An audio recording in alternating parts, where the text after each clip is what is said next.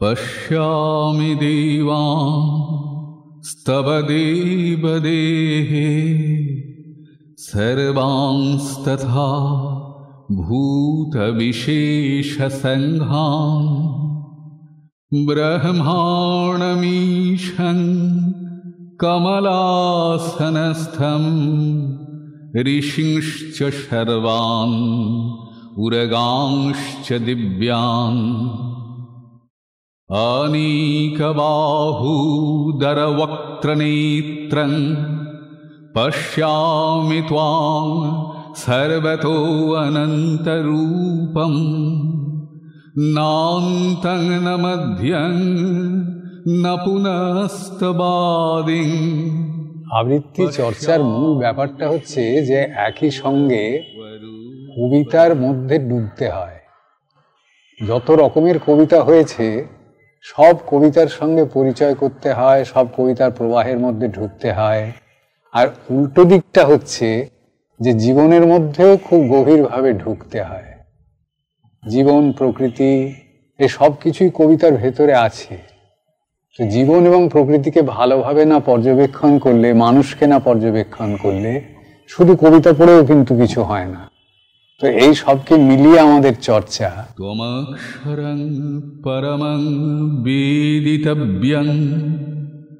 আবৃত্তি কবিতার বাচন মাত্র নয়, কবির অনুভব ও অভিজ্ঞতা থেকে যেমন জন্ম হয় কবিতার, তেমনি আবৃত্তি শিল্পীর অনুভব, অভিজ্ঞতা, পর্যবেক্ষণ ও মনন অবলম্বন করে কবিতা বাচনের মধ্যে দিয়েই গড়ে ওঠে ধ্বনি নির্ভর শিল্পরূপ আবৃত্তি।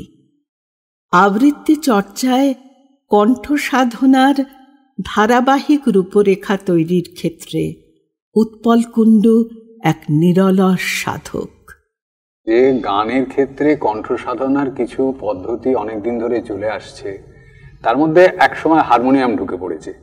আর সেটা একটা সাপোর্ট, সেই সাপোর্টটাকে নিয়ে মানুষ তার কণ্ঠস্বরটাকে চিনতে শেখে। কাজে আমাদের একটা কিছু চাই যেটা আমাদের একটা পথ দেখাবে, একটা সাপোর্ট দেবে, যেটা দিয়ে আমরা আমাদের স্বরগুলোকে চিনব। এই স্বর চেনার জন্য আমি ব্যবহার করেছি স্বরের উৎপাদন যেখান থেকে হয় সেই জায়গাগুলো, সেই বিজ্ঞানটা অবলম্বন করি আমরা যে স্বরগুলো করি। এমনিতে স্বরের ভেতরে যেমন সুরের সারেগামাপা ইত্যাদি 7টি স্বর আছে, তেমনি ও ছাড়াও অন্য অনেক স্বর আছে আমাদের, এই যেগুলোকে নয়েজ বলা হয়, আর ওইগুলোকে সুরেলা স্বর বলা হয়। তার রহস্য আর কিছুই নয় যে স্বর আমাদের ভোকাল কর্ডের কম্পন থেকে তৈরি হয়, যে নিয়মিত কম্পন থেকে যে স্বর সেগুলো সুরেলা হয়, অনিয়মিতগুলো নয়েজ হয়ে যায়। তো আমরা কিন্তু এই গলার যে চর্চার ব্যবস্থা করেছি তাতে নয়েজ এবং সুরেলা স্বর সবই একসঙ্গে সাদা হচ্ছে। তার পাশাপাশি কেউ যদি একটু হারমোনিয়াম করে সে সুরেলা স্বরগুলো একটু ভালোভাবে বসিয়ে নিতে পারবে। এইখান থেকে শুরু ব্যাপারটা। এই স্বরের চর্চা, ধ্বনির চর্চা উৎপলের আজীবন সঙ্গী। করপুটে তিনি অঞ্জলি দেন তার বাগদেবীকে প্রতিদিন, প্রতিনিয়ত। সারে সারে গারে গারে গামা গামা গামা পা মা পা মা পা ধা পা ধা পা ধা নি ধা নি ধা নি সা সা নি ধা নি ধা পা ধা পা মা পা মা গা মা গারে গারে গারে সা। আগুনের ফুলকি ছুটে ছোট আজ ফুলকি যারা, না দেখা অগ্নিগিরির ভাই তাহারাই ভগ্নি তারা। আকাশের মানিক মতি জ্যোতির ধারা, আমাদের আশার প্রদীপে নয়ন তারা। পাথরের ঘুম ভাঙানো প্রাণ ফোয়ারা, ছুটিয়া ওই এলো রে, খুটিয়া ওই এলো রে, চবুতার আর কবুতার। উৎপল কুণ্ডুর ভাষায় যিনি ছবি আঁকেন তিনিও যেমন শিল্পী, যিনি আবৃত্তি করেন তিনিও শিল্পী। কোনো একটা পদ্ধতি অবলম্বন করে তাকেও কণ্ঠ তৈরি করতে হয়, উচ্চারণ জানতে হয়, ছন্দ শিখতে হয়, নানা রকম অভিব্যক্তি প্রকাশে স্বাচ্ছন্দ্য আনতে হয়। এর সঙ্গে প্রয়োজন একটি অনুভূতিশীল মন, আমাদের বেড়ে ওঠার সঙ্গেই যার বিস্তার। ছেলেবেলাটা আমার খুব একা একাই কেটেছে। একটা বাড়ির চারপাশে বিশাল বড় বাগান, বাড়িতে মানুষ বলতে 4-5 জন, আর আমি একটা ছোট ছেলে একা একা ঘুরে বেড়াই গোটা বাগানময়। কখনো বেজি, কখনো বেড়ালের পেছনে ছোটা, নানান পাখি, নানান জীবজন্তু, এই করে সকালটা কেটে যায়। রাত্রির হলে খুব ভয় করে, চারপাশে এত অন্ধকার, এত বন জঙ্গল। এরকম একটা জায়গায় শুরু। ছেলেবেলায় বানান করে করে যখন পড়তে শিখেছিলাম, তখন যেসব কবিতা পড়েছি সেগুলো আজও ওই অবস্থানের স্মৃতিটা সমেত আমার কাছে আসে। যখন বলি, আমার কাছে জীবন্ত হয়ে ওঠে সেই ছেলেবেলার। প্রায় 7-8 বছর বয়স পর্যন্ত এখানে ছিলাম। সেখানেই আমাদের একটা ছোট পুকুর ছিল, সেই পুকুর থেকে জল উঠে আসতো আমাদের উঠোন পর্যন্ত, আর কাগজের নৌকো করে ভাসানো হতো। সেই সময়ই আমি ওই বানান করে কাগজের নৌকা কবিতাটা পড়তে শিখেছিলাম। আমার ওই পড়াটাকে আমার আর পড়া বলে মনে হতো না, তখন খেলা বলে মনে হতো। তো যদিও ঠিক সরাসরি সম্পর্ক নেই, তবু কথা বলা যায় যে সেখান থেকেই হয়তো কবিতা এবং আবৃত্তিকে ভালোবাসার একটা সূচনা তৈরি হয়ে গিয়েছিল। খেলার ছলে কবিতার হাত ধরলেও ক্রমেই উৎপল খুঁজে চলেন শিল্পের 8 কুঠুরি 9 দরজা। খুব মূল্যবান এই কথাটা। শিল্প যখন কেউ চর্চা করতে আসে, তখন সে চেষ্টা করে শিল্পটাকে কি করে ধরবে, শিল্পটা ধরার চেষ্টা করে। আর শিল্প যখন তাকে ধরে, তখন আর তার রেহাই থাকে না। তোমায় নিয়ে আপন মনে খেলা, কখনো আমি খেলিনি ভালোবাসা। লক্ষ্য হারা রাজার মতো শেষে জীবন পণ ধরেছিলাম পাশা। রক্ত দিতে চেয়েছিলাম বলে মোহিনী তোর এমন ছল যে, সোনার থালে চাইলে টুকটুকে টুকরো করা আমার কলজে। যখন আমি আর্তনাদ করি, বললে হেসে এবার গান ধরো। কণ্ঠে যেই নিলাম সঙ্গীত, বললে কেঁদে আর্তনাদ করো। কবে তোমার গোপন করতালি বাজিয়েছিলে কুটিল করপুটে, আজও আমার স্বপ্নে অবসরে শব্দে তার তৃষ্ণা ফুটে ওঠে।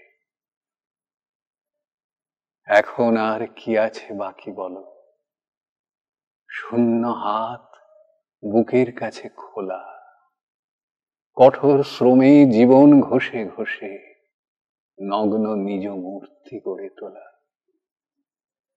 আর এই চর্চার পেছনে আমাদের যে টেকনিক্যাল কাজগুলো, তার প্রচন্ড অনুশীলন দরকার, যাতে যেখানে যখন যে টেকনিক দরকার সেটা আপনা আপনি যাতে চলে আসে, এরকম করে টেকনিকগুলোকে আয়ত্ত করতে হয়।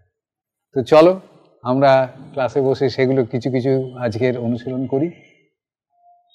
সোমনাথ, আজকে তোমার পুরনো কাজের মধ্যেই যেটা ছিল সেটা হচ্ছে যে কম্পন দিয়ে তুমি কিছু কম্পোজ করবে। ও বাবা বড্ড দেখিসি, শোভ কি কাত হয়ে নাচি, আরে দেখ কাঁপছে যে হাড় গো,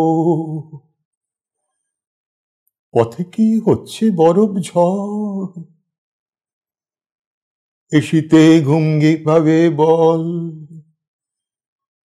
দে দেখি 3খানা কম্বল, তাতেও শীত যদি না যায়, 2খানা লেপ তুলে দাও গায়ে। আর তুমি কি একটুখানি স্বরে করে দেখাবে কবিতাটা? ও বাবা বড্ড দেখিসি,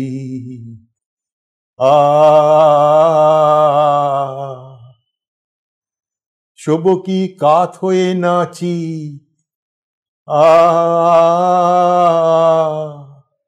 কম্পন। কম্পন মানে আসলে কাঁপা। তা গলা কাঁপানো, এটা আবৃত্তিতে বেশ নিন্দনীয় একটা ব্যাপার, যে এই গলা কাঁপিয়ে কাঁপিয়ে আবৃত্তি করছে। সেটা আসলে আবেগের বশে গলা কেঁপে যায়, আবেগ সংযত করতে না পারার ফলে গলা কাঁপে। আমাদের পূর্বসূরীদের অনেকেরই এরকম আছে, সেটাকে অনেকেই গ্রহণযোগ্য বলে মনে করেন না, আমরাও করি না। আমরা এখানে কম্পন বলতে যা করি সেটার কথা একটু বলি, সেটা একটা অন্য দিক দিয়ে বোঝালে সুবিধা হবে। এই গান করতে গেলে যে ওই সরগম দেয়, সারে রে গা মাপা, সারে রে গা মাপা, তো এইগুলোকে আবার যখন আ করে করতে বলে তখন এগুলো আ আ, এই যে দানা গলায় আসা, এই দানাটা আমাদের এখানে আবৃত্তিতে একটা উপাদান হিসেবে ব্যবহার করা হয়, সেইটাই হচ্ছে আমাদের এখানে কম্পন। আমাদের এই যেমন স্বর যন্ত্রের যেরকম করে তার প্রোডাকশন হয়, সেখানে সেই কোথা থেকে কি হচ্ছে, কোনখান থেকে স্বর প্রক্ষেপণ করা হচ্ছে, এই হিসেবে লিপটাং, ন্যাজাল, অ্যাবডোমেন ইত্যাদি সব নানান স্তর আছে। সেসব স্তরের স্বরে দাঁড়িয়ে দাঁড়িয়ে আমরা স্বর প্র্যাকটিস করি। যেমন লিপটাং, যেখানে ভোকাল কর্ড, তার ওপরের স্বরগুলো আ আ আ, এভাবে অনেক স্বর পাবো, কিন্তু সেগুলো সব যে গানের সুরের স্বরের সঙ্গে মিলবে তা নয়, কারণ আমরা যে স্বর ব্যবহার করি সব গানের সুরের স্বর নয়। আমাদের যতগুলো স্বর গলায় আছে তার কিছু নির্বাচিত স্বর কেবল গানে নেওয়া হয়। যাই হোক, এই স্বরের উপর দাঁড়িয়ে আ, এটা সোজা, আর যখন দানা দেয়া হয় তখন আ, সবসময় এটা লাগানো হতে হবে কবিতায়, তার দানা থাকবে। নীল নদী তট থেকে সিন্ধু উপত্যকা, সুমেরু আক্কার আর গাঢ় পিত হোয়াংহোর তীরে। কিরম এলো স্বরটা? নীল নদী তট থেকে সিন্ধু উপত্যকা, আ,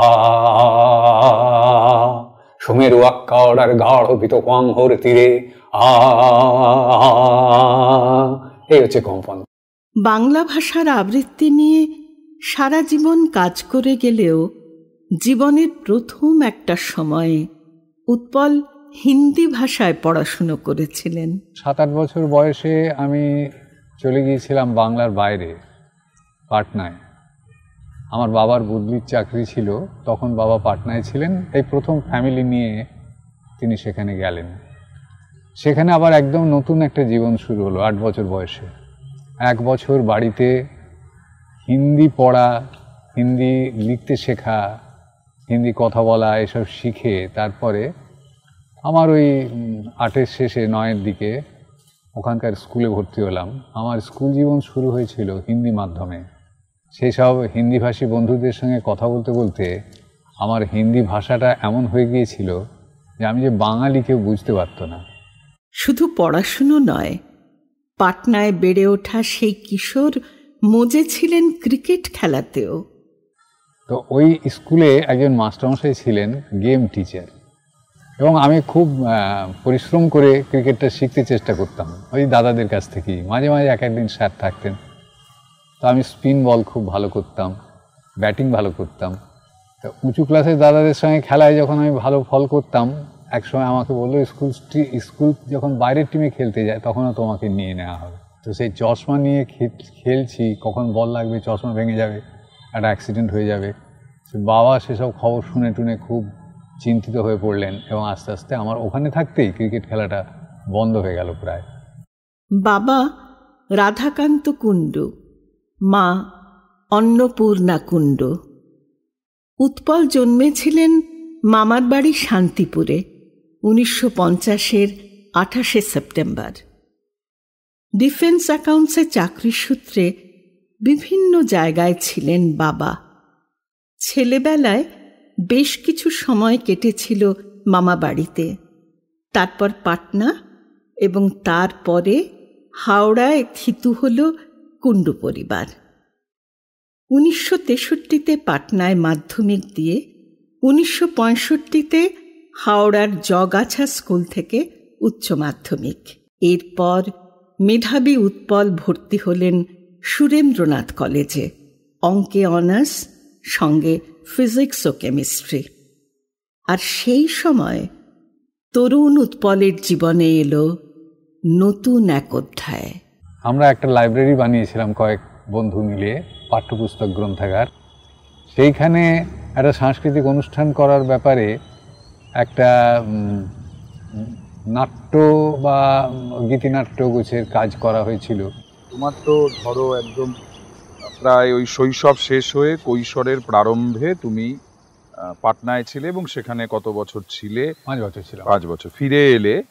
তারপরে একটা সময় তুমি একটা প্রসঙ্গে আমরা শুনেছি, তুমিও বলেছো আমাদের, যে একটা নৃত্যনাট্য হলো। হ্যাঁ, সেই নৃত্যনাট্যে তুমি আবৃত্তি করলে, তোমার জন্য নির্ধারিত একটি কবিতা ছিল হ্যাঁ, এবং তুমি এত ভালো পড়লে যে সেই নৃত্যনাট্যে প্রায় 10-12টি কবিতা তোমাকে আবৃত্তি করতে হলো নির্দেশকের অনুরোধেই। তার আগে তো কি তোমার আবৃত্তি নিয়ে কোনো এই চর্চা, এই প্রসেসটা ছিল না? মানে তুমি হঠাৎ একদিন সকালে উঠে হঠাৎ নৃত্যনাট্যের একটি কবিতা পড়লে, হ্যাঁ, সেই জায়গাটা কিভাবে শুরু হলো তোমার? এইটা খুব ভালো। মানে অ্যাকচুয়ালি আমি অনেক আগে একটা বলেছি যে যখন সেই কাগজের নৌকো ভাসানোর থেকে কাগজের নৌকো বানান করে করে লিখতাম, এবং ছেলেবেলা থেকেই না আমার ওই চিৎকার করে কবিতা পড়াটা একটা নিজের কেমন খেলার মতন ছিল। মানে বইয়ের আরও তো পড়া আছে, সেসব না করে আমি কেবল ওই কবিতাগুলো নিয়ে সর্বক্ষণ ওই বসে বসে আওড়াচ্ছি, চেঁচাচ্ছি। বকুনি খেয়েছি খুব, তো আর কোনো পড়াশুনো নেই, দিন রাত ওইগুলো নিয়ে চেঁচাচ্ছি, সেরকম আর কি। ওটা নিজে কেউ শেখানো টেকানোর ব্যাপার নেই। এই একটা জিনিস ছিল। আর একটা জিনিসের কথা বলতে হয় যে আমাদের বাড়িতে আর একটা জিনিসের কথা বলতে হ্যাঁ আর একটা জিনিসের কথা বলতে হয় আমাদের বাড়িতে একজন পুরুষ ছিলেন। তিনি ওই পাঁচালি, তারপরে সরস্বতী পুজোর মন্ত্রতন্ত্র এত চমৎকার বলতেন, আর তার এত ভালো গলা ছিল না, ওইটা আমাকে খুব ইন্সপায়ার করতো। আমি ওরকম করে সংস্কৃত বলবো এরকম একটা ইচ্ছে হতো। সেটা একটা গল্প আছে, যে বাবার কাছে বায়না করা, তারপরে সংস্কৃত মন্ত্রের বই এনে দেওয়া, সেগুলো পড়তে শেখা। তখনই দেবনাগরী অক্ষর পড়তে শেখা 6 বছর বয়সে। আর একটা জিনিস ছিল, সেটাকে তুমি যদি বলো যে ইনহেরিট করা, তো হতে পারে যে আমার বাবা ওর যে ম্যাট্রিকুলেশনের যখন পাশ করেছিলেন, সে অনেক বছর আগের কথা, সেই বইতে যেসব কবিতা ছিল সেইগুলো বাবা মাঝে মাঝে সুর করে করে বলতেন, মানে সব মুখস্থ ছিল ওইগুলো। যেমন ধরো ওই দাদির কবর বলে ছিল, আসলে কবর কবিতাটার নাম জসিমউদ্দিনের।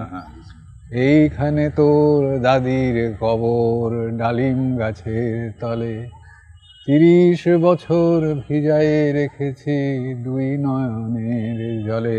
মানে না কীর্তন না পাঁচালি, এরকম বাবার ভারী ভারী মিষ্টি একটা লাগতো ব্যাপারটা।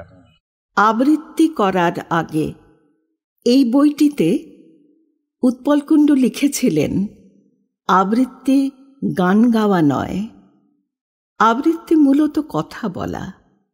সেই কথা সহজতম যে কণ্ঠস্বরে বলা সম্ভব, সর্বপ্রথম সেই অকৃত্রিম, অগম্ভীর, অনায়াস, জড়তাহীন, চাপহীন, নিঃশ্বাসের মতো সহজ স্বরটিকে খুঁজে বার করতে হবে, তাকে চিনতে হবে।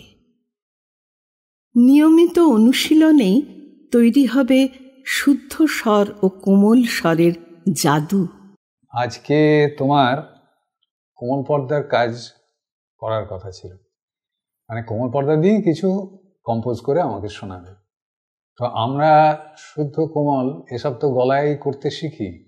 কোমল দিয়ে তুমি কি কম্পোজ করেছো আমি শুনবো, তার আগে তুমি একটু একটা শুদ্ধ স্বর থেকে কোমল, আবার একটা শুদ্ধ স্বর কোমল, এরকম 3-4টা একটু দেখাও। প্রথমে শুদ্ধ আ,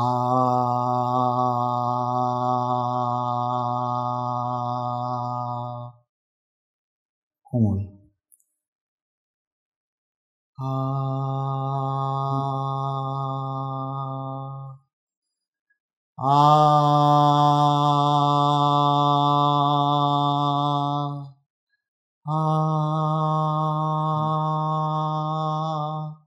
ঠিক আছে, তুমি কোমল দিয়ে কি কম্পোজিশন করলে? সাগর পাখিরা সব উড়ে যায়, আকাশে মেঘের স্বর, চাঁদ ভাসে তারপর, গহন গভীর জল উথলায়, সাগর পাখিরা সব উড়ে যায়। তোমার এটা তো হলো কোমলের কাজ। আচ্ছা, আর তোমাকে দেওয়া ছিল আজকে উচ্চারণ ব্যঞ্জনা দিয়ে কিছু করার কথা। আপন মনে ভাবতে ভাবতে ভাবতে ভাবতে ভাবতে ভাবতে যদি হঠাৎ পেরোই তোমার মনের ভালোবাসার নদী। হঠাৎ যদি তোমায় আমি আলতোভাবে ছুঁই, একটু ছুঁই, একটু ছুঁই, একটু যদি ছুঁই। কোমলের কথাটা আমি আগেই বলেছি, সেই কোমলের আর একটা অন্যরকম ব্যবহার এখানে আমরা দেখতে পেয়েছি। আর যেটা বলবার সেটা হলো উচ্চারণ ব্যঞ্জনা। উচ্চারণ সকলেই, যেখানে যে আবৃত্তি চর্চা করে সকলেই চায় যে উচ্চারণটা আমার যেন শুদ্ধ হয়, এবং শেখানোও হয় সেগুলো, যে ঘটা যেন ঘয়ের মতো হয়, গ না হয়ে যায়, ধটা যেন দ না হয়ে যায়, রফলা যেন রফলার মতো হয়, রটা যেন ডশূন্য র না হয়ে যায়। এসব হচ্ছে শুদ্ধ উচ্চারণের চর্চা। কিন্তু আবৃত্তিতে উচ্চারণের যেখানটা শিল্পীর কাজ, যেখানটা সৃষ্টিশীলতা, সেটা হচ্ছে যে একটা শব্দ উচ্চারণ করে কত অনুভব প্রকাশ করা যায়। একই শব্দের নানান অনুভব প্রকাশ করার ক্ষমতা আছে, আবার আলাদা আলাদাভাবে শব্দগুলোকেও উচ্চারণ করার ক্ষমতা আমাদের আছে অনুভব সমেত। আমি দুটো উদাহরণ দিলে ব্যাপারটা পরিষ্কার হবে। যেমন ধরা যাক স্বপ্ন। স্বপ্ন শব্দটা আমরা কি বলি? স্বপ্ন, পরিষ্কার স্পষ্ট উচ্চারণ। কিন্তু আমি যখন স্বপ্নটা বোঝাবার জন্য বলি তখন বলি স্বপ্ন। এই যে বললাম, এই স্বপ্ন শব্দের দুটো সিলেবল আছে, একটা সব, একটা ন। এই দুটো কোমল পর্দার ওপর দিয়ে এই স্বরটা গড়িয়ে গেল, স্বপ্ন।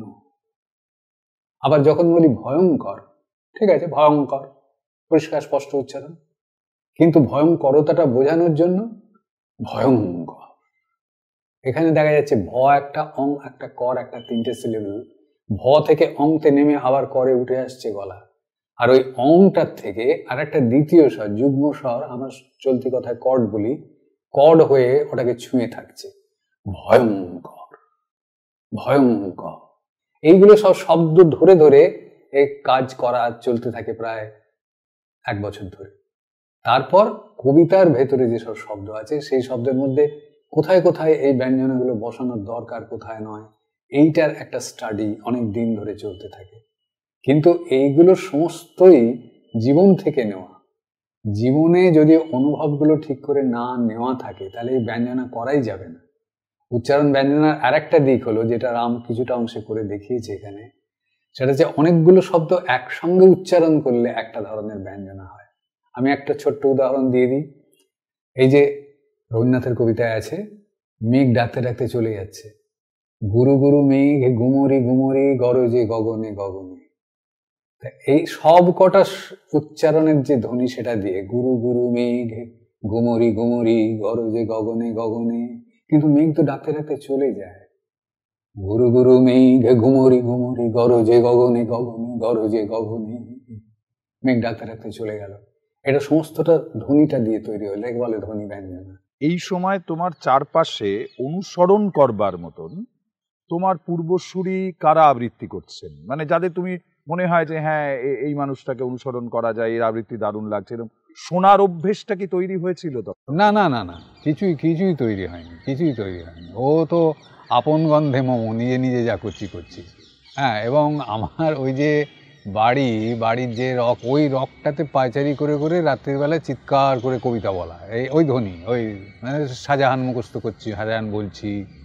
এই পাড়া প্রতিবেশী চারদিকে সব দূর থেকে শুনছি কি চেঁচাচ্ছে কি রাত্রিবেলা, রোজ রাত্রি 9টার সময় চেঁচায়।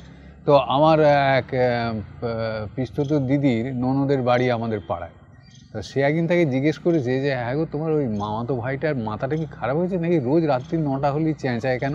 না মানে তুমি ধরো 66 সাল, মানে তখন তুমি কি শম্ভুবাবু শোনোনি? শম্ভুমিত্র তখন শোনার তো প্রশ্নই আসে না, আমি কোথায় শুনতে যাবো শম্ভুবাবু তো আর রাস্তাঘাটে শোনা যায় না। না, তখন তো রেকর্ড ক্যাসেট এগুলো কিছুই নেই। শম্ভুমিত্র যে আবৃত্তি করেন এবং সেটা খুব অনুধাবনযোগ্য, এসব বোঝাবার লোকও কেউ আমায় নেই।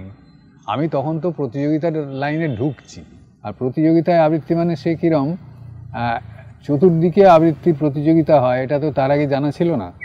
তো আমরা কখনো কখনো আমার এমন হয়েছে যে সকালবেলা 9টার সময় ছুটির দিনে বাড়ি থেকে খাওয়া দাওয়া করে বেরিয়ে একটা বালিগঞ্জ, একটা শেওড়াপুলি, একটা হাওড়া, এই 3টে কম্পিটিশন শেষ করে রাত্রি 9টার সময় বাড়ি ঢুকছি, সকালবেলা 9টার থেকে শুরু করে।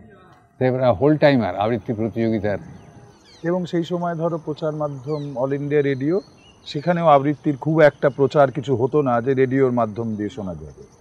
খুব মাঝে সাঝে পরের দিকে, আরেকটু পরের দিকে, 66 পরের দিকে কাজী সব্যসাচীর জন্য একটা করে স্লট ছিল, উনি আবৃত্তি করতেন। তাও সেটা আর কখনো কখনো ওই মহিলা মহলে রেডিওর লোকেরা কেউ কেউ কবিতা পড়তেন, যারা ঘোষকের কাজ করতেন তারা পড়তেন। সেখানে আমি ধরো অমিয় চট্টোপাধ্যায়, শঙ্কর ঘোষ, দিলীপ ঘোষ, গৌরী দীরো বা কাজল চৌধুরী, এদের ওই মহিলা মহলে মাঝে মাঝে এটা হতো। তখন তো একটা আগ্রহ জন্মাচ্ছে, এটা শুনবো এটা শুনবো। আমি যদি হতাম বনহংস, বনহংসে হতে যদি তুমি, কোনো এক দিগন্তের জলসিঁড়ি নদীর ধারে, ধান ক্ষেতের কাছে, ছিপছিপে স্বরের ভিতর এক নিরালা নিড়ে, তাহলে আজ এই ফাল্গুনের রাতে ঝাউয়ের শাখার পিছনে চাঁদ উঠতে দেখে আমরা নিম্নভূমির জলের গন্ধ ছেড়ে আকাশের রূপালী শস্যের ভিতর গা ভাসিয়ে দিতাম। তোমার পাখনায় আমার পালক, আমার পাখায় তোমার রক্তের স্পন্দন, নীল আকাশে খই ক্ষেতের সোনালি ফুলের মতো অজস্র তারা, শিরীষ বনের সবুজ রোমস নিড়ে, সোনার ডিমের মতো ফাল্গুনের চাঁদ। পড়াশুনো শেষ করে উৎপল কর্মজীবনে প্রবেশ করলেন। প্রথমে ডিফেন্স অ্যাকাউন্টসের চাকরি, কিন্তু বাংলার বাইরে যেতে হবে, আবৃত্তির চর্চায় ব্যাঘাত ঘটবে, তাই বেশি দিন সেই চাকরি করলেন না। এরপর প্রবেশ করলেন স্টেট ব্যাংক অফ ইন্ডিয়ার হাওড়া শাখায়। ব্যাংকে এসে আমি একবারে ভরপুর সাংস্কৃতিক পরিবেশ পেলাম। এখানে অনেকেই গান করে, আবৃত্তি অবশ্য কেউ করে না। ফলে এখানে নানান অনুষ্ঠানে আমার ক্রমশ একটা জায়গা হয়ে যেতে লাগলো যে আমার অনুষ্ঠান না শুনে সহকর্মীরা বাড়ি যায় না। তো যাই হোক, এখন এই যে চাকরিতে ঢুকলাম, সেই চাকরি আমি প্রায় 29 বছর করেছি। এখানে আমি কোনো প্রমোশন নিইনি, কেননা প্রমোশন নিলে আমার আবৃত্তির কাজ বন্ধ হয়ে যাবে। একটা সময় এসে দেখলাম যে তখন এত অনুষ্ঠানের চাপ, আবৃত্তির কাজের চাপ, ওদিকে অফিসেও দায়িত্ব ক্রমশ বেড়ে যাচ্ছে, এই দুটো একসঙ্গে চালানো সম্ভব হচ্ছিল না। কোথাও না কোথাও একটা ফাঁকি হয়ে যাচ্ছিল। এইটা আমার হাতে পোষায় না, আমি কোনো কাজটাই ফাঁকি দিয়ে করতে পারি না। আমি দেখলাম যে দুদিক সামলানো যাবে না, তখন কোনটাকে ছাড়ব? আবৃত্তিটা তো আর ছাড়তে পারি না তখন, কাজেই আমাকে চাকরিটাই ছাড়তে হলো। তখন আমার 10 বছর বাকি, এবং সকলেই জানেন যে শেষ 10 বছরটাই চাকুরিজীবী মানুষের সবচেয়ে বেশি উপার্জনের সময়। কিন্তু আমি তো আবৃত্তি ছাড়তে পারবো না, তাই চাকরিটাই আমাকে ছাড়তে হলো, এবং সেটা আবৃত্তির জন্যই ছাড়তে হলো। তারপর থেকে কিন্তু আমি হোল টাইমার, এই কথাটা বলে বড় তৃপ্তি পাই। সৌমিত্র, আজকে তোমার যে কাজটা ছিল সেটা আমাদের একটু অগ্রবর্তী, ইংরেজিতে যাকে অ্যাডভান্স স্টেজ বলে। সেই সময় আমরা নানান কবির কবিতা বলি, কিন্তু একজন কবির থেকে আরেকজন কবির কবিতায় আবৃত্তির চেহারাটা তো পাল্টাতে হবে। প্রত্যেক কবির একটা নিজস্ব সুর থাকে, নিজস্ব বাচনভঙ্গি থাকে, সব তার ভাষার মধ্যে ধরা থাকে। তো আমরা সেই ভাষাটা উচ্চারণ করছি, তো এমন যদি মনে হয় যে তুমি 4 জন কবির 4টে কবিতা বললে, সেগুলো সবই সৌমিত্র বলছে, তাহলে সৌমিত্র সেটা থাকবেই, সৌমিত্র বলছে, কিন্তু তাতে যদি এই আভাসটা না থাকে যে এটা একজন কবির, ওটা আরেকজন কবির, এবং তাদের কবিতার সুর অনুযায়ী, তাদের ভাষার গঠনের যে বাচনভঙ্গি হওয়া উচিত সেই অনুযায়ী আবৃত্তির চেহারাটা না পাল্টায়, তাহলে তো সে কাজটা হলোই না, কবি বাদ চলে গেলেন। কিন্তু এটা খুব দুরূহ কাজ। এটা যে যার নিজস্ব বাচনভঙ্গিতে বলবে, আবার কবির এই ব্যাপারটাও থাকবে, এটা করা খুব কঠিন। আবহাওয়া ছিল খানিকটা ভারী, কিছুটা ভিজে। আমিও ছিলাম মন্থর ওই মেঘের মতো। শুনেছি এখনো যাওয়া আসা করো, দেখিনি নিজে। 2-1টি শুধু স্বর ভেসে আসে ইতস্তত, অথচ সেদিন ঝরে গেছে পাশে কত প্রপাত।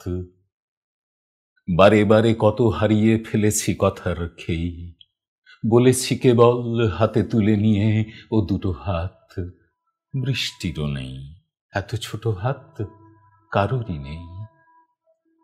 এ যদি না হয় আবহমানের অস্থিভার, তবে কাকে বলে সত্যি? বলো তো কাকে বলি? তাহলে স্বীকার করছেন যে পারছি, মানে আমারও কিছু হচ্ছে আজকাল।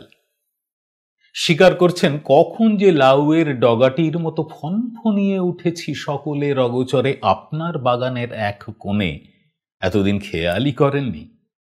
বেশ একটা উত্তরসূরি ভাব দেখা দিচ্ছে আমার মধ্যে, আর সবাই বলা বলি করছে হাত এসেছে। হ্যাঁ, হাত এসেছে। বলছেন প্রথিতযশা হতে পারবো শ্রীচরণ কমলেশু। ওই যে শিখতে যাওয়াটা আমাকে খুব হতাশ করেছিল, যে শেখানোর প্র্যাকটিক্যালি কিছু নেই। আমি দেখছি যে যে যা বলছেন তারা সব নিজে যেটা করেন সেটা তুলিয়ে দিতে চাইছেন, এর বেশি তাদের আর কিছু আর বোঝাচ্ছেন না। কোনো কবির কাছে গেলে একটু ছন্দটন্দ বোঝাতে চাইছেন বা কবিতা সম্পর্কে একটু আলোচনা করছেন ইত্যাদি।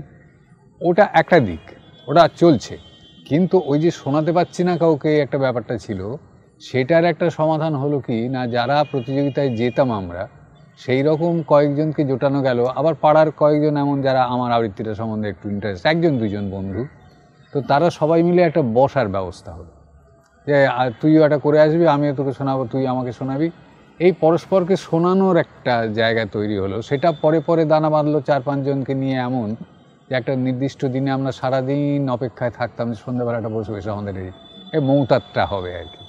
তোমার কি সংগঠন ভাবনা কি সেই সময় শুরু হলো? সংগঠন ভাবনা আমার আসেনি, আমি সংগঠন ভাবনার লোক নই। হ্যাঁ, এই যে তুমি সংগঠক নও, কিন্তু আবৃত্তির ইতিহাসে সংগঠন নিয়ে যদি কোনো ইতিহাস লেখা হয় তাহলে তো উৎপল কুণ্ডুর নাম থাকবে।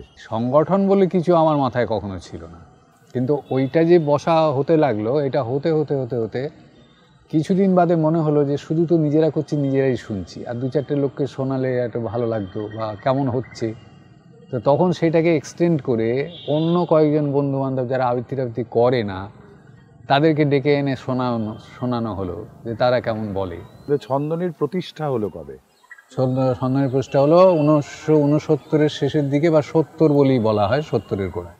এই যে আমি একটু মনে করানোর চেষ্টা করি যে এই সময় যারা ওই যে তোমরা একসাথে বসতে এবং এই যে বলছো যে লোক এনে শোনাতে, তাদের মধ্যে কি কেউ পরবর্তী সময় আবৃত্তি নিয়ে থেকেছেন তোমার মতন এরকম?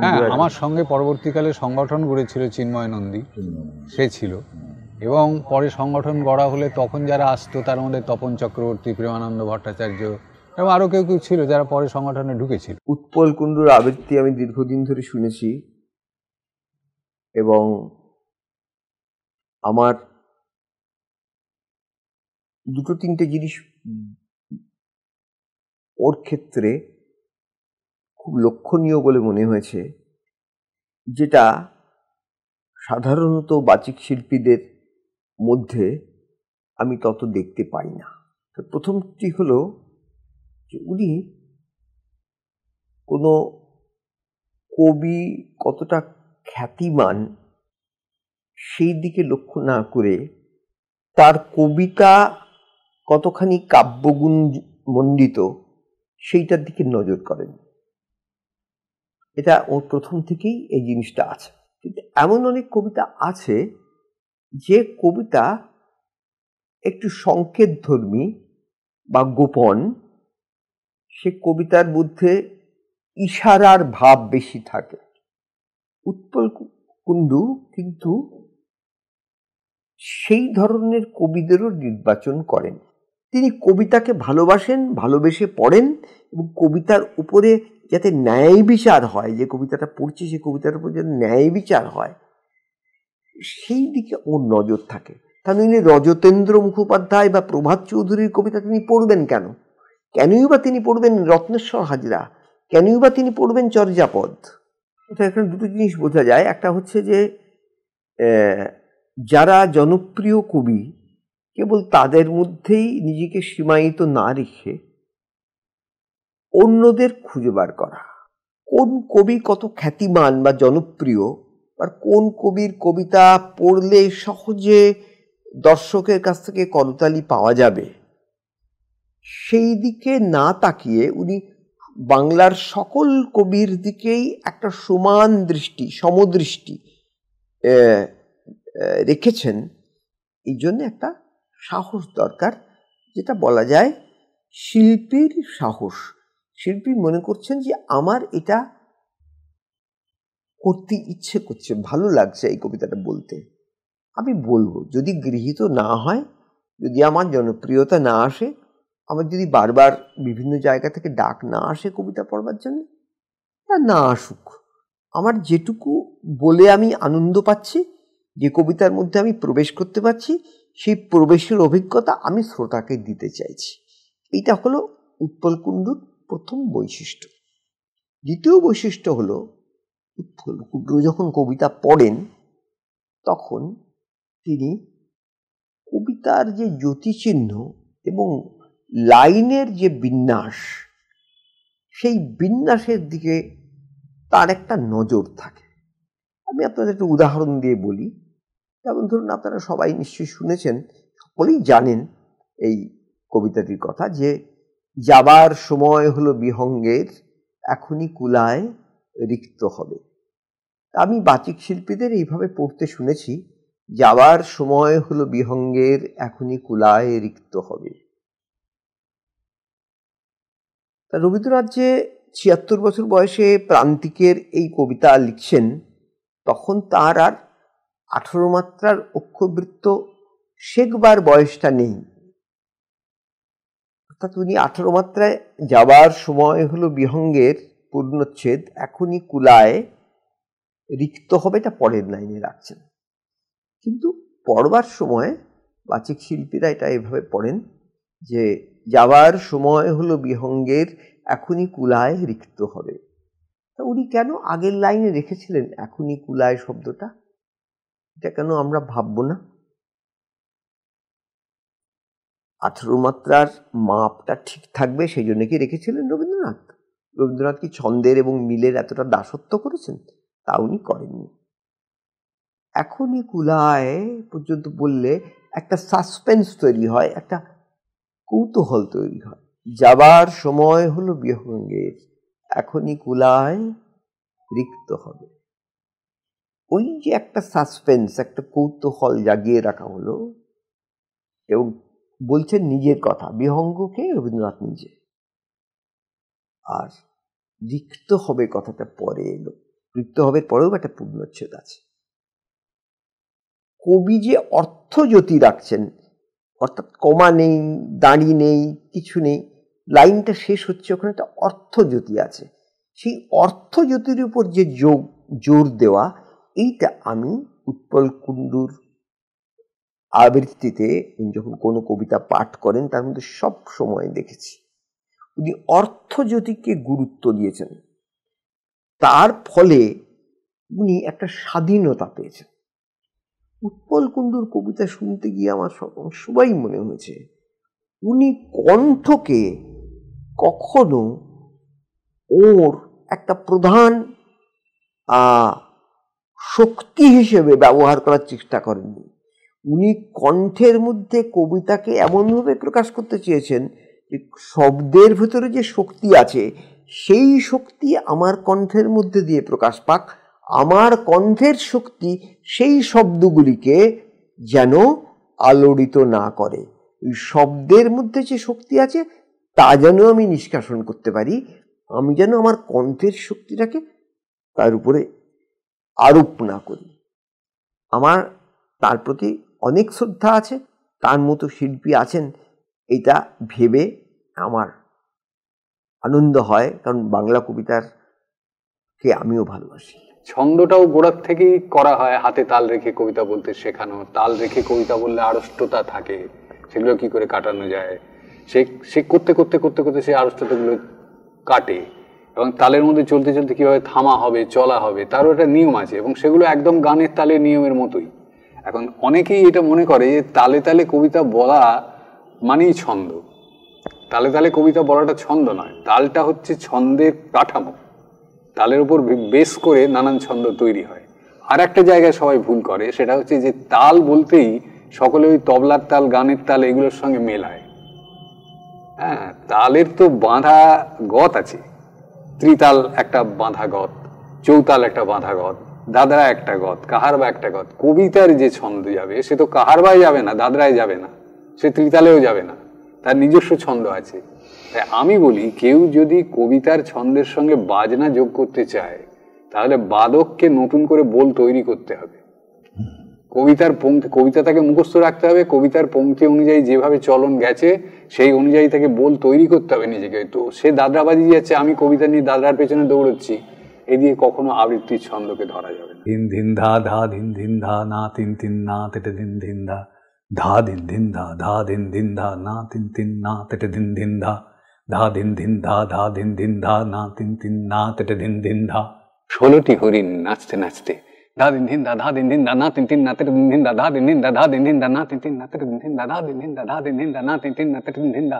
ঘাস মাটি পেরিয়ে পাহাড় টিলা ডিঙিয়ে 16টি হরিণ ধা দিন ধিন দা ধা দিন ধিন দা না তিন তিন না তেটে দিন ধিন দা ধা দিন ধিন দা ধা দিন ধিন দা না তিন তিন না তেটে দিন ধিন দা ধা দিন ধিন দা ধা দিন ধিন দা না তিন তিন না তেটে দিন ধিন দা।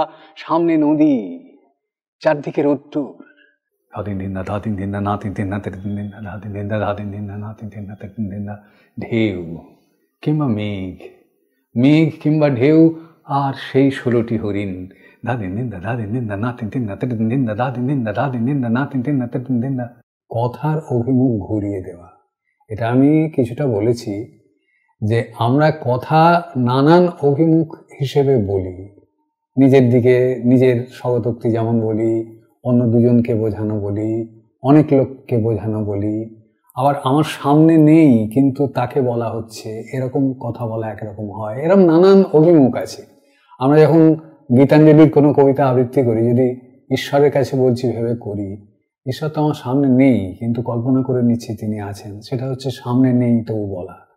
এরকম নানান স্তর আছে, সেইখান থেকে একটু করে দেখিয়েছে পার্থ। এই কবিতাটা আমি প্রথমে একেবারে স্বগতোক্তি হিসেবেই করছি, নিজের অভিমুখে করা। আর তারপরে যেটা করব ঘনিষ্ঠ আরেকজনকে শোনানো, তাকে উদ্দেশ্য করে বলা, অভিমুখটা পাল্টে দিয়ে একই কবিতা। সব অপমান তুমি পাল্টে নাও,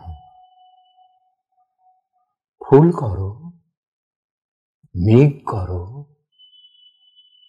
রঙিন ফানুস করে আকাশে নাচাও, এইভাবে বাঁচো, না হলে জীবন এসে গ্রাস করে নেবে। এটা ছিল নিজের অভিমুখে। এবার ঘনিষ্ঠ কাউকে, একজনকেই শোনানো সেই অভিমুখে। সব অপমান তুমি পাল্টে নাও, ফুল করো, মেঘ করো, রঙিন ফানুস করে আকাশে নাচাও, এইভাবে বাঁচো, না হলে জীবন এসে গ্রাস করে নেবে। আর পার্থর আরেকটা কাজ ছিল মোটিভ। এই মোটিভের কথাটা একটু বলার দরকার। সুভাষ মুখোপাধ্যায়ের একটা কাজ, কবিতা, যেটার নাম একটি অস্থায়ী চিত্র। এই কবিতাটা তো একটা দার্শনিক ভাবনা এর মধ্যে, কিন্তু এর মধ্যে একটা রেলগাড়ির চলে যাওয়া, থেমে যাওয়া, চেন টেনে দাঁড় করানো, এই একটা ছবি আছে। সেটা আমি কথার মধ্যে সেই চলনটাকে আনার একটা চেষ্টা করছি। বাঁশির শব্দে সবুজ আলোয় আস্তে আস্তে ছেড়ে যাচ্ছে ট্রেন। প্ল্যাটফর্মের খালি বেঞ্চে মনে করুন আপনি একা বসে বসে শুধুমাত্র দেখছেন। সামনেই যেখানে যার থাকার কথা, নিজের নিজের জায়গায় কেউ নেই। কাছের মানুষ মায়া কাটিয়ে চলেছে দূর পাল্লায়। তাকিয়ে দেখুন এক মুহূর্তে সমস্ত মুখ ভিড় করেছে জানলায়। বুকের কাছে ফুলের গুচ্ছে, নড়ছে কাছে থাকার ইচ্ছে, ওঠানো হাত বিদায় নিচ্ছে, রুমাল উঠছে, রুমাল উঠছে। হঠাৎ দাঁড়িয়ে গিয়ে স্টেশনের সেই স্থির চিত্র নড়িয়ে দিল ট্রেন।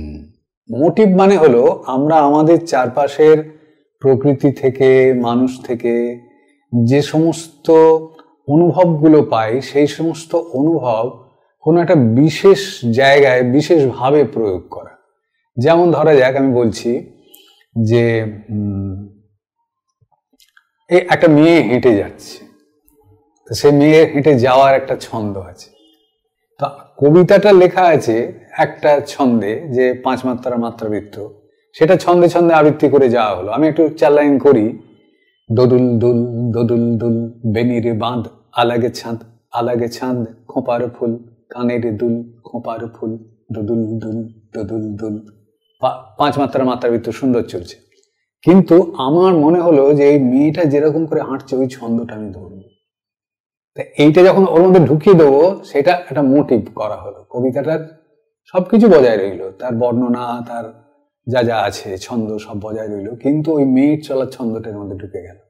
দুদুল দুল দোদুল দুল বেনিরে বাঁধ, আলাগে ছাঁদ আলাগে ছাঁদ, খোঁপার ফুল কানের দুল খোঁপার ফুল, দোদুল দুল দোদুল দুল। কেউ যদি চোখ বুজে ভাবে তো সে পরিষ্কার একটা মেয়ের চলাটা দেখতে পারবে কবিতাটা শুনতে শুনতে। এই হচ্ছে মোটিভ। নানান জিনিসের মোটিভ নানান ভাবে করা হয়। আমার একটা বিখ্যাত আবৃত্তি আছে নাগরদোলা, সবাই শুনতে চায়, ওটাও তো আসলে একটা মোটিভ। ওটা একটা, আমি তাকে একটা প্রেমের কবিতা হিসেবে ভেবেছি, কিন্তু ওই নাগরদোলার ছবিটা তার মধ্যে আছে। এইটা যে ঢুকিয়ে দেওয়া হলো কবিতার মধ্যে, এটা তো বলে দেওয়া ছিল না। তো এই হচ্ছে মোটিভ। এটা আবৃত্তি শিল্পীর একটা ক্রিয়েটিভ জায়গা। দেখতে পেলেই ঘুরে বলবো, নেই তো তুমি এখানে নেই, ওখানে নেই, সেখানে নেই, তুমি এখন নাগরদোলায়। এখন তোমার বাঁ দিকের হাত, ডান দিকের পা, বাঁ দিকের চোখ, ডান দিকের কান, উঠছে নামছে হৃদয় হৃদয়ে। এখন তোমার ছায়া উঠছে, ছায়া নামছে, ছায়া উঠবে, ছায়া নামবে, নামতে নামতে উঠে গিয়েই বলে উঠবে, এই যে আমি, এই যে আমি, এই যে আমি। ওখানে নেই, ওখানে নেই, ওখানে না। আমাদের প্রাচ্য ধারণা, বিশেষ করে ভারতীয় ধারণা অনুযায়ী আবৃত্তি তো একটা প্রাচীনতম শিল্প। সেই বৈদিক যুগ থেকে আমরা বিশ্বাস করি যার উৎপত্তি। তারপরে আমরা দস্যু রত্নাকরের বাল্মীকি হওয়ার তথ্যটিও জানি। তো তারপর বিভিন্ন বিবর্তনের মধ্যে দিয়ে চারণ কবি, কথকথা, তারপর বিভিন্ন রাজা রাজ্যসভায়, রাজসভায় রাজকবি বা সভাকবিরা ছিলেন। তারপর আরও পরবর্তী সময়ে সুনীতি কুমার চট্টোপাধ্যায়, তার আগে অবশ্য মাইকেল মধুসূদন দত্ত বা ডিরোজিও, রিচার্ডসন সাহেবের শেক্সপিয়ার পড়ানো, এই সব কিছু তো ইতিহাসের এক একটা অঙ্গ।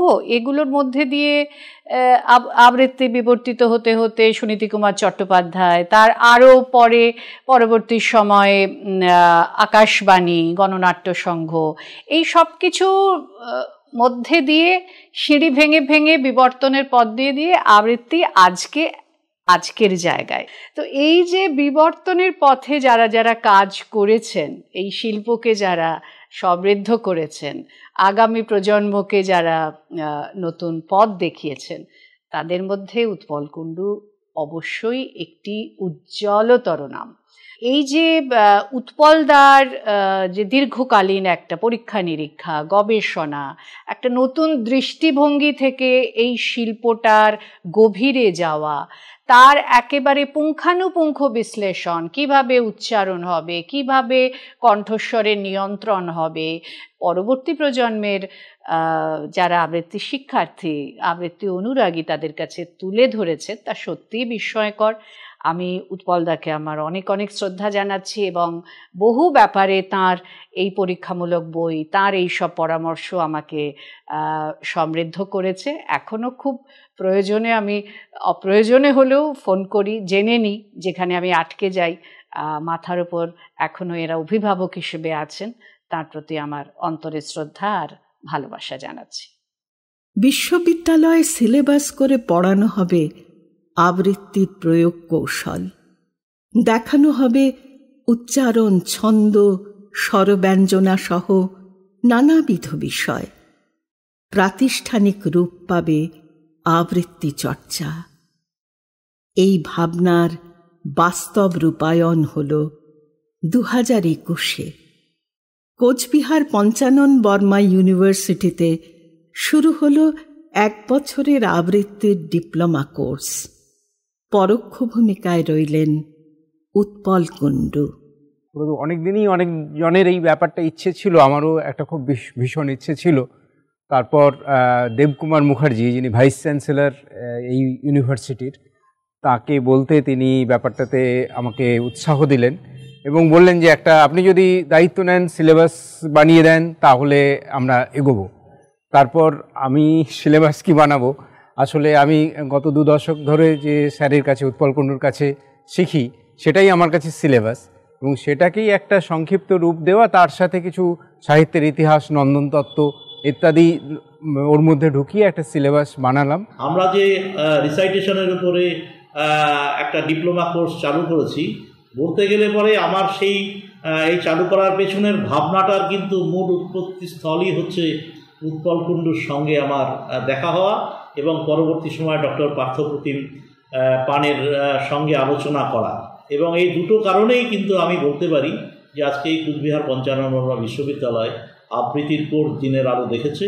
এবং এটা তো সত্যি কথা যে রিসাইটেশনের এই ধরনের কোনো কোর্স আর কোনো বিশ্ববিদ্যালয়ে এই দিকে পড়ানো হয় বলে আমার জানা নেই।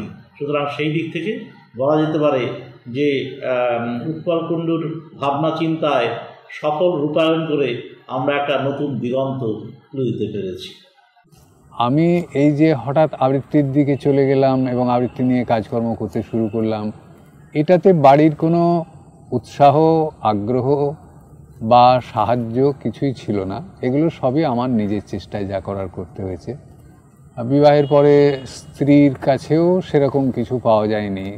ছেলের যখন মাত্র 14.5-15 বছর বয়স, তখনই আমার স্ত্রী হঠাৎ একটা অ্যাক্সিডেন্টাল ডেথ হয়ে যায়।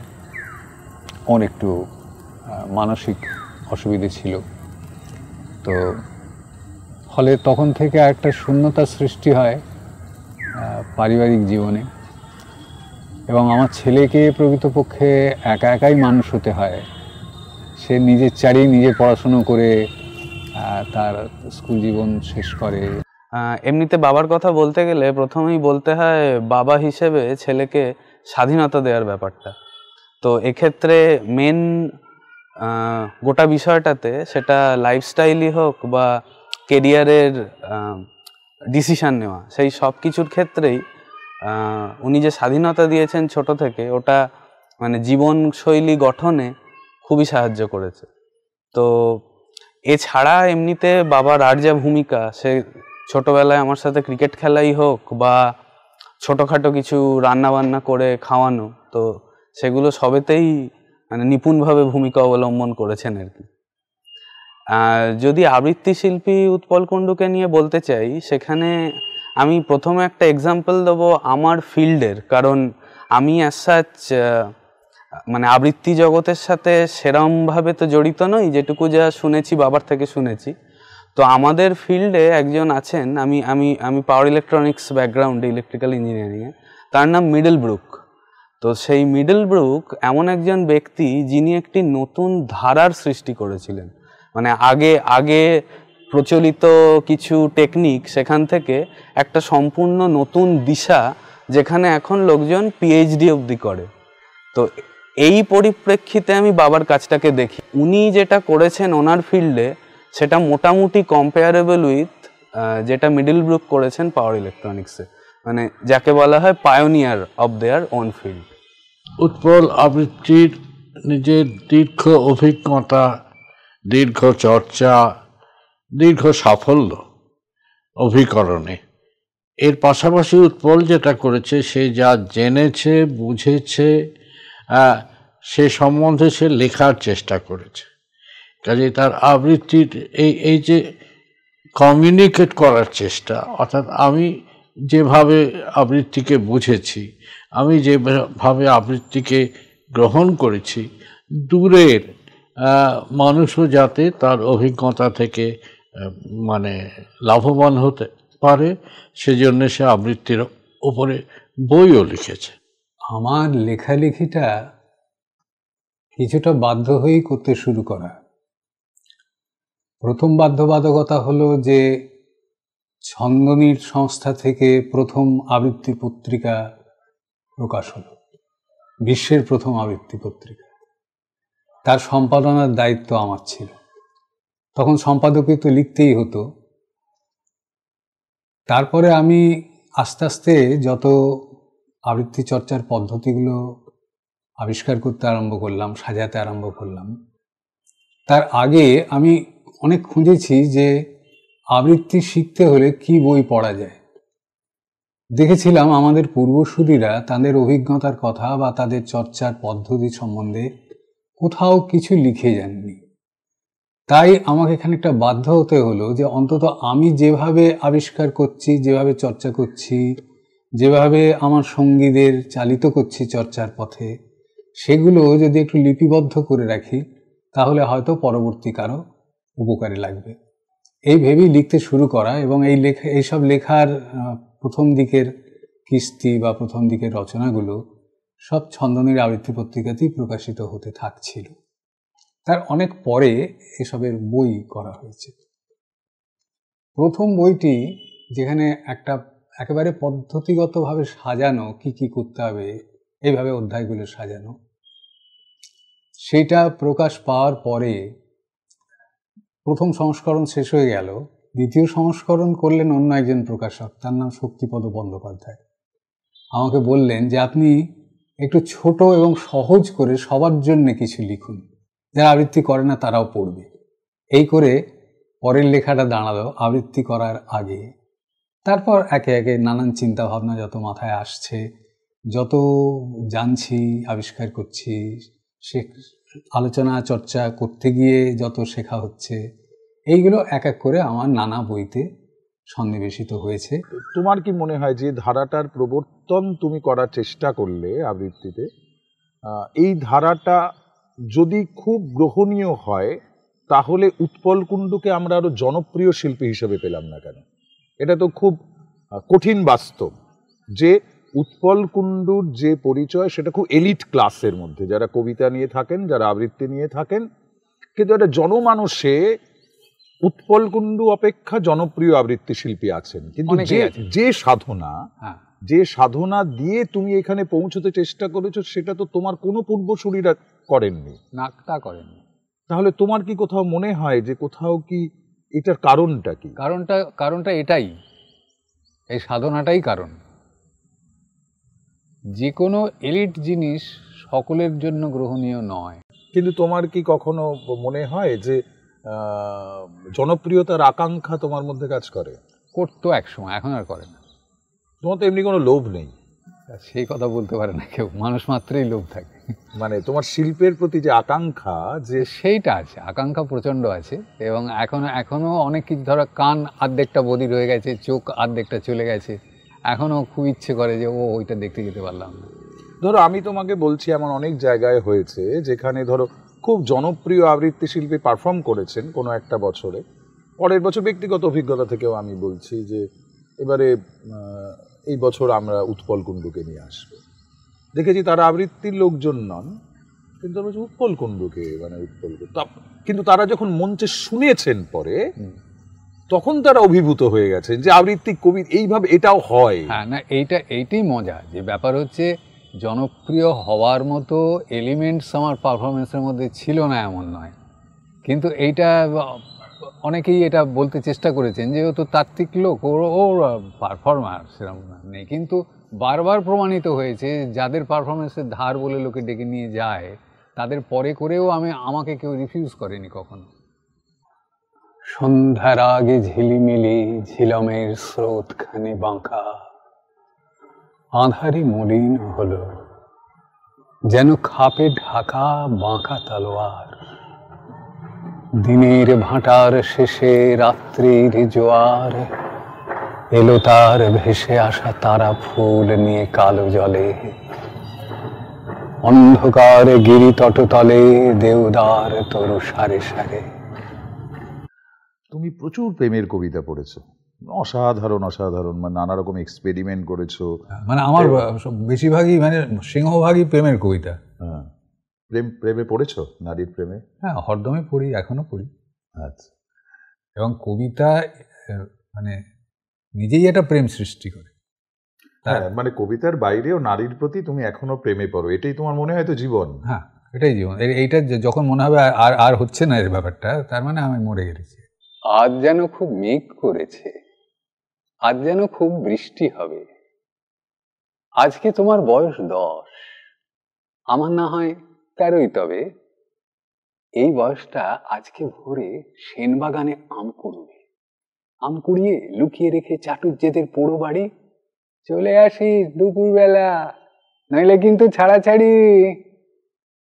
আজ যেন খুব মেঘ করেছে, আজ যেন খুব বৃষ্টি হবে। আজকে তোমার বয়স 16, আমার তবে 19-20। আজকে তোমার বাড়ির কাছে করব শুধু ঘোরাঘুরি। বারান্দাতে এলে তুমি বলবো নরম ইশারাতে, টিকিট কাটা হয়ে গেছে, প্রথম শোয়ে নির্মলাতে।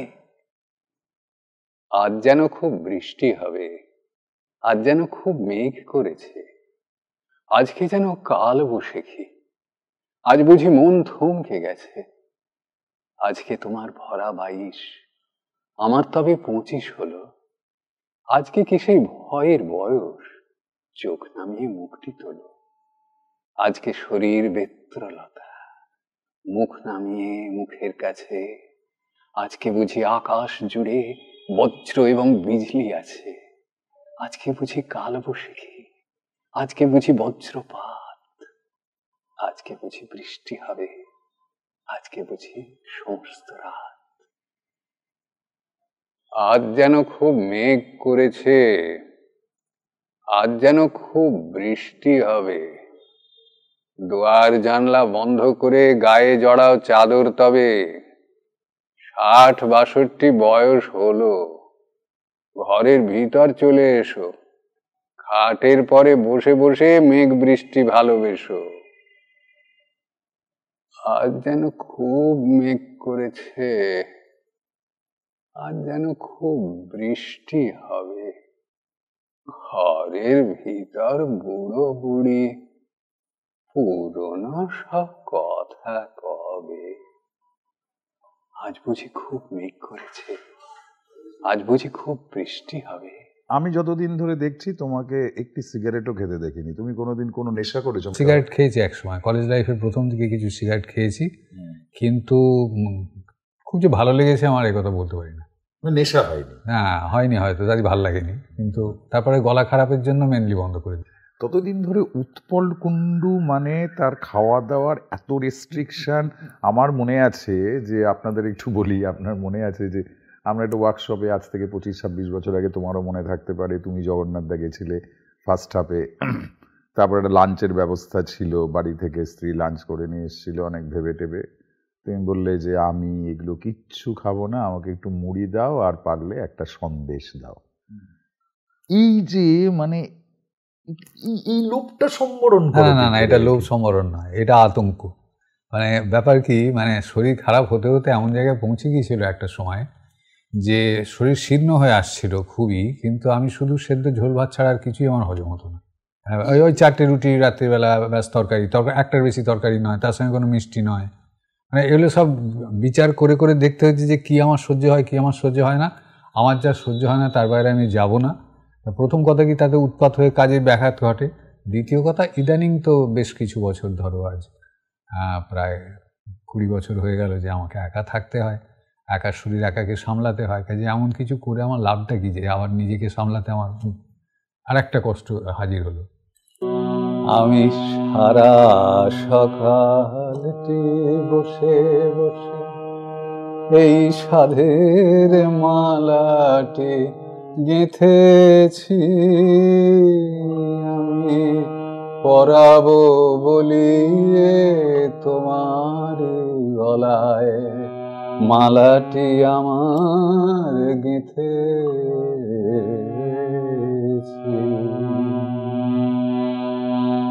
তখন গাহিতেছিল সে তরু শাখা পরে, সুললিত স্বরে পাপিয়া তখন দুলিতেছিল সে তরু শাখা ধীরে, প্রভাত সমীরে কাঁপিয়া তখন প্রভাতের হাসি পড়েছিল আসি কুসুম কুঞ্জ ভবনে, আমি তার মাঝখানে বসিয়া যতনে মালাটি আমার গেঁথেছি।